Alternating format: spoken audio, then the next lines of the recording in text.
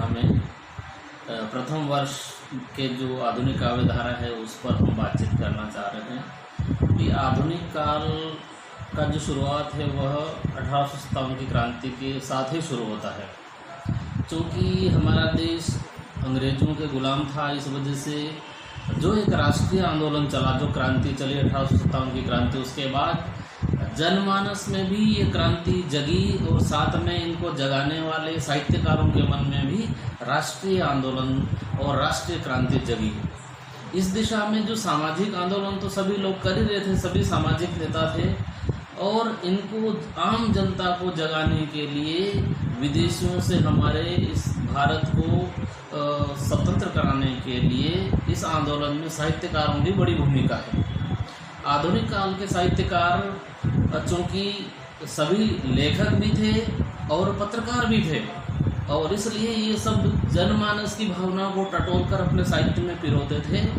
इसलिए उस समय के जो प्रमुख साहित्यकार जो थे वो भारतेंदु हरिश्चंद्र थे, और हरिश्चंद्र और उनके मित्र मंडली थी। भारतेंदु हरिश्चंद्र एक उच्च कोटि के साहित्यकार और कवि के साथ साथ बड़े व्यंग्यकार थे, और इन्होंने अपने साथियों में भी राष्ट्रीय भावना डाली और राष्ट्रीय भावनाओं से ओतप्रोत साहित्यिक रचनाएं करी। भारतेंदु स्वयं एक उच्च कोटि के पत्रकार और साहित्यकार और चिंतक थे।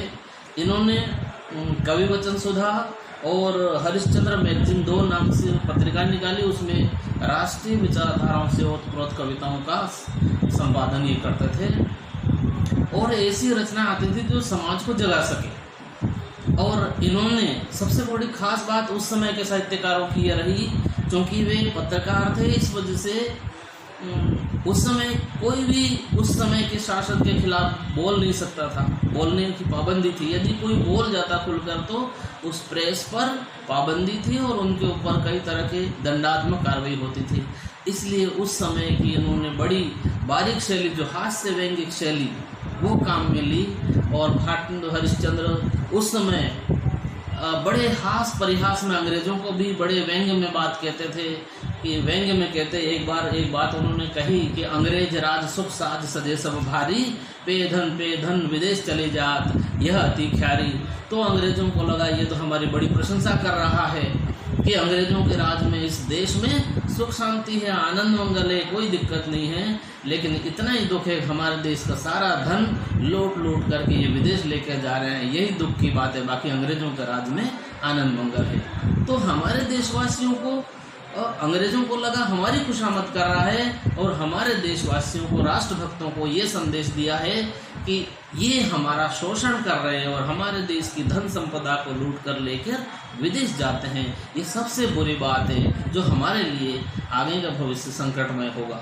तो इसी से क्रांति की ज्योत आगे बढ़ती चली गई और राष्ट्रीय भावना लोगों में संप्रेषित होती चली गई। इनके साथ ही बालकृष्ण भट्ट थे, प्रताप नारायण मिश्र और बाबू जगमोहन राम और बद्रीनारायण चौधरी, प्रेमघन आदि, बालमुकुंद गुप्त, कई ऐसे साहित्यकार और जन सेवक थे। सब ने इसी तरह की एक क्रांति की जो आंदोलन को आगे बढ़ाया और साहित्यिक रचनाओं के माध्यम से समाज को जगाने का काम किया और इस राष्ट्रीय आंदोलन को आगे बढ़ाया। तो इस आधुनिक काल में भारतेंदु युग एक महत्वपूर्ण युग है। इस युग के माध्यम से ही आधुनिक विचारधारा को आगे बढ़ाया गया, और इसको हम एक तरह से जागरण काल कहते हैं।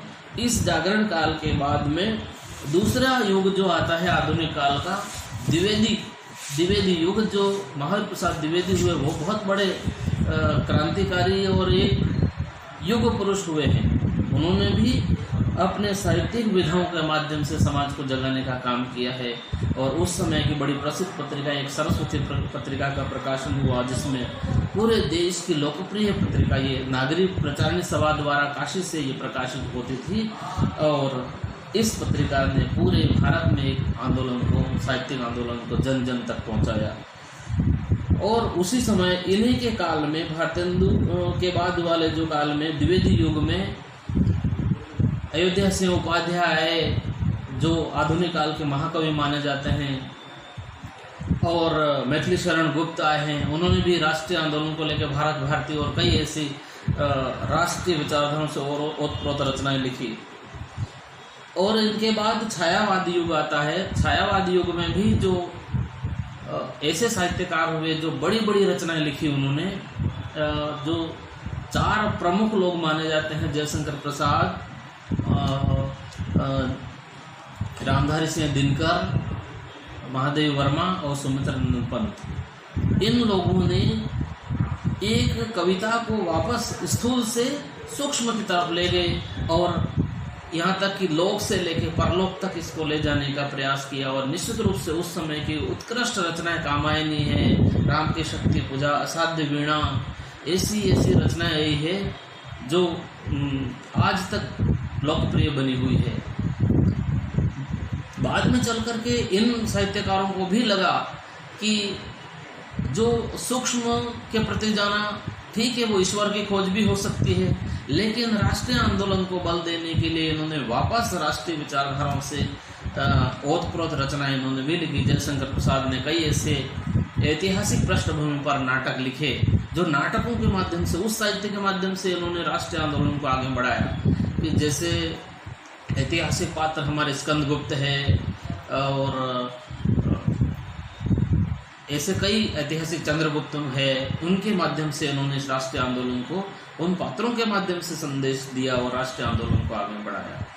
यहाँ तक फिर निराला भी छायावाद के इस स्थूल और सूक्ष्म के इस वर्णन से आगे बढ़ करके प्रगति विचारों से ओतप्रोत होकर के उन्होंने बहुत तोड़ती पत्थर, तुलसीदास, ऐसी कई ऐसी रचनाएं लिखी जो आगे चल करके इस राष्ट्रीय आंदोलन के उस विकास में महत्वपूर्ण भूमिका निभाई। तो इस तरह से और भी कई कड़ियाँ जुड़ती चली जाती हैं। प्रगतिवाद के प्रमुख लेखक आए, उसमें ये जो अपने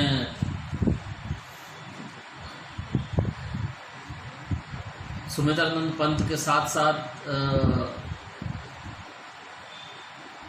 अज्ञे जी आए हैं, शमशेर बहादुर सिंह आए हैं, ऐसे कई और लेखक आए और मुक्तिबोध हैं। इन्होंने प्रगतिवाद को आगे बढ़ाया, प्रगतिवाद, और फिर जाकर के निराला ने फिर एक और नए प्रयोगवाद शुरू करी और प्रयोगवाद में और नई तरह की कविताएं लाए। और इसके बाद में नई कविता आई, नई कविता में एक और अलग तरह के नागार्जुन वगैरह ऐसे नए नए कवि आए।